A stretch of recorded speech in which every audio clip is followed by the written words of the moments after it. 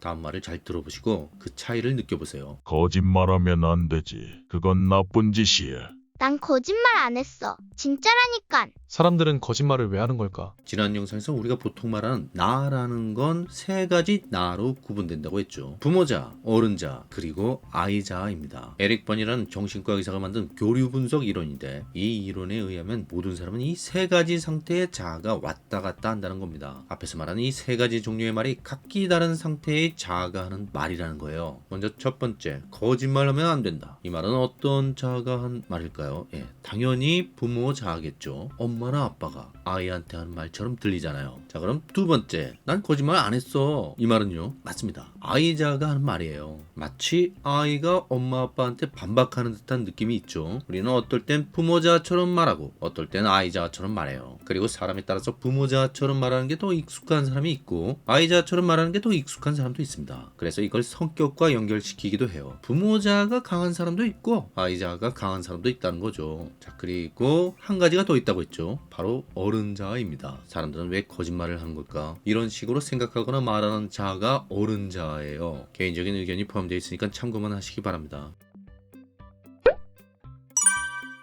아까 부모자가 강한 사람도 있고 아이자가 강한 사람도 있다고 했는데 이런 성향이 아예 극단적으로 치우쳐서 어려서부터 애 어른으로만 산 사람도 있고 나이를 먹어도 마냥 애 같은 사람도 있어요. 전자는 깝깝한 도덕쌤 같은 사람이에요. 인생의 즐거움 같은 거하고는 거리가 먼 스타일이죠. 그리고 진짜 문제는 후자인데요. 이 타입 중엔 사회 부적응자나 심지어 범죄자가 되는 사람도 있어요. 왜냐하면 이런 겁니다. 좀 쉽게 말해서 부모자라는 건 이래야 한다, 저래야 한다, 뭐 이런 걸 말하는 거고요. 그리고 아이자라는 건 이러고 싶다, 저러고 싶다, 이런 걸 말하는 겁니다. 그래서 아이자만 강한 사람은 마치 아이처럼 충동에 따라 자기 하고 싶은 대로 행동하고 그걸 자제하려는 생각은 거의 하지 않는 거죠. 그래서 막 나가게 되는 겁니다. 이렇게 극단적으로 아이자에 치우친 사람은 정상적인 사회생활을 하기가 어려워요. 사회생활이란 보이지 않는 규칙을 따라야 하는 게 있거든요. 그걸 자꾸 어기게 되면 결국 어디에도 적응하지 못한 거죠. 그리고 반대의 경우, 다시 말해서 극단적으로 부모자에 치우친 사람의 경우엔 사회 부적응자까지는 되지 않을지 몰라도 하지만 이 경우도 그렇게 좋은 거라고는 할 수 없어요. 아이자를 완전히 배제하면 인생이 깝깝해지는 거예요. 자신의 욕구나 감정에 무감각해지고 오로지 의무와 책임만 남게 됩니다. 한마디로 사는 재미가 없는 거죠. 그래서 바람직한 건 이 양쪽이 어느 정도 균형이 맞추어져 있는 거예요. 자기가 하고 싶은 걸 하되 적당한 규율이 몸에 배어 있는 거죠. 지킬 건 지켜야 진짜 하고 싶은 걸 할 수 있는 경우가 많거든요. 그런 경우가 아주 많아요. 사회는 그런 사람에게 훨씬 더 많은 기회를 주는 게 사실입니다. 사실 이 부모자니 아이자니 하는 게 어디서 나왔냐면요, 실제 환자를 보고 이런 걸 만들어내게 된 거예요. 정신병에 걸린 환자의 상태가 이 두 가지 극단을 왔다 갔다 하더라는 겁니다. 근데 아동학대 트라우마를 가지고 있는 환자인데 어떨 땐 아이처럼 살려달라고 울부짖다가도 또 어떨 땐 무시무시하게 누군가를 괴롭히고 꾸짖는 행동을 해요. 맞는 아이의 모습과 때리는 부모의 모습이 한 사람의 인격에 교차하면서 나타난다는 얘기입니다. 이런 환자의 모습을 보고 뻔은 그런 생각을 하게 된 거예요. 우리가 보통 말하는 나,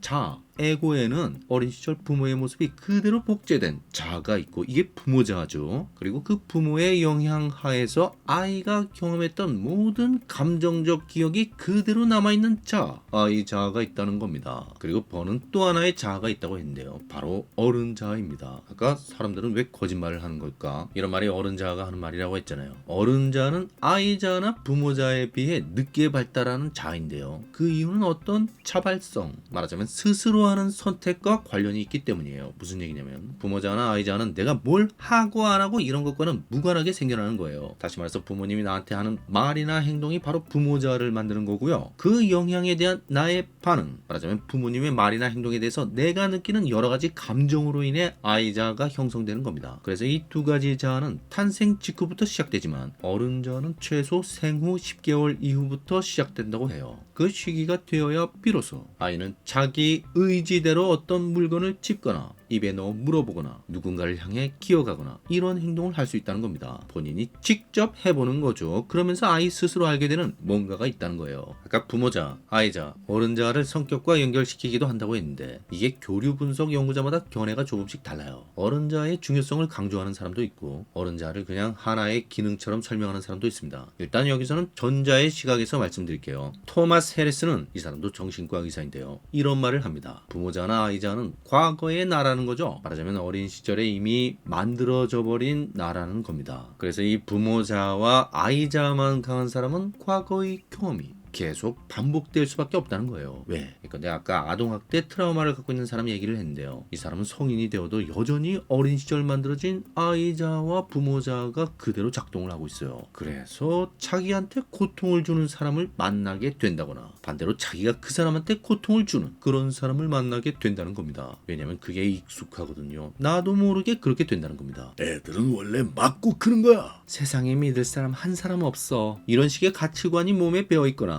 혹은 주로 고통과 슬픔, 우울함 같은 부정적인 감정에 더 익숙해서 그래서 거기서 빠져나오기가 어려운 거예요. 새로운 사람을 만나더라도 그 새로운 사람이 사실은 새로운 사람이 아니에요. 예전에 알던 사람과 비슷한 스타일만 계속 보게 되는 겁니다. 그 스타일과 맞물리는 고리가 본인한테 있는 거예요. 한마디로 그런 게 익숙하다는 겁니다. 그래서 익숙한 대로 살게 되는 거죠. 과거의 경험이 현재 계속 반복되는 겁니다. 하지만 사람은 성장하면서 성격이 바뀌기도 하죠. 사람에 따라서는 아주 많이 바뀌기도 해요. 토마스 해리스는 그 열쇠를 어른자에서 찾고 있어요. 어른자는 본인이 해보면서 알게 되는 걸 말한다고 했죠. 내가 뭘 해보는 겁니다. 이렇게도 해보고 저렇게도 해보는 거예요. 그러면서 새로운 경험을 하게 되면 성격이 바뀔 수 있다는 겁니다. 물론 가치관이나 신념 같은 것도 바뀔 수 있고요. 자, 근데 이게요, 말처럼 그렇게 쉬운 건 아닙니다. 왜냐면 이렇게도 해보고 저렇게도 해본다고 했잖아요. 이게 단순히 내가 하고 싶은 대로 어떤 생각이나 말, 행동을 하는 걸 의미하는 게 아니에요. 지금까지의 나를 벗어나는 그런 생각이나 말, 행동을 의미하는 겁니다. 이런 새로운 시도를 통해서 전혀 다른 경험을 해보는 걸 말하는 거예요. 근데 이게 쉽지 않은 이유가 어른자는 부모자나 아이자에서 완전히 벗어나 독립적으로 존재하기가 어렵거든요. 이걸 교류 분석에서는 오염이라고 하는데요. 쉽게 말해서 내가 스스로 생각하는 것 같아도 사실은 그 생각이 부모님의 말이나 행동에 영향을 받아서 편향되거나 왜곡되어 있는 경우가 많다는 거예요. 이 경우에는 어른자가 부모자에게 오염되었다,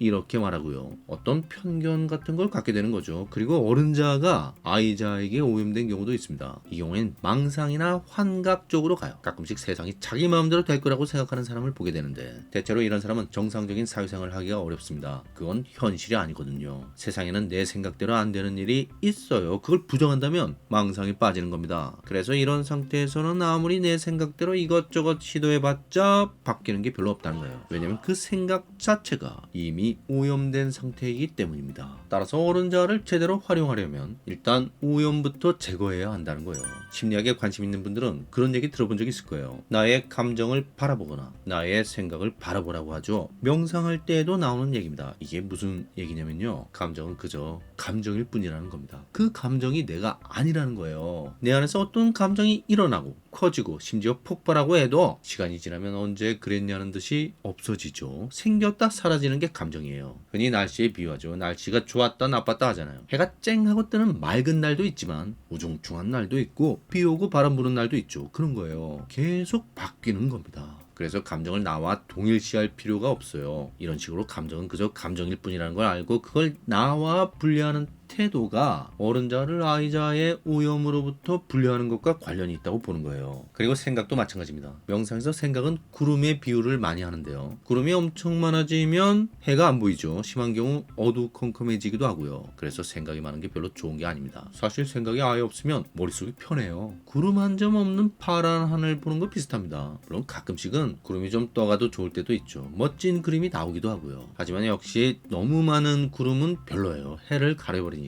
기억해야 할 건 구름이 아무리 많아도 구름 위에 하늘은 그대로라는 겁니다. 할 수만 있다면 생각도 그냥 흘러가는 구름처럼 보는 게 좋아요. 생각과 나를 분리시켜 바라볼 수 있을 때 어른자가 부모자의 오염으로부터 자유로워질 수 있다고 봅니다. 이렇게 명상을 통한 방법이 좀 어렵게 느껴지면 이런 방법도 있어요. 글을 써보는 거예요. 느껴지는 대로 생각나는 대로 글을 막 써보는 거죠. 한참 그러고 난 후에 내가 써놓은 글을 보면서 여기에 어떤 사람이 있구나. 그 사람은 이런 걸 느끼고 이런 생각을 하고 있구나. 이게 보이면 성공한 겁니다. 나의 감정과 사고를 제3자의 시각에서 바라보는데 성공한 거예요. 요즘 말로 하면 메타인지죠. 아이자, 부모자로부터 오염되지 않은 어른자를 갖고 있는 사람은 메타인지가 높은 사람이라고 할 수 있습니다. 제가 드리고 싶은 말씀은요. 감정과 생각을 계속 관찰하다 보면 그걸 알게 된다는 거죠. 그 감정이 어디에서 왔는지, 그리고 그 생각이 어디에서 왔는지를. 그러면서 어린 시절의 내 모습, 그리고 부모님의 모습이 떠오를 수도 있어요. 그게 보이면 그때 새로운 선택을 해보는 겁니다. 예를 들면 이런 거예요. 어린 시절 엄마랑 여행을 가본 적이 한 번도 없었는데 어느 날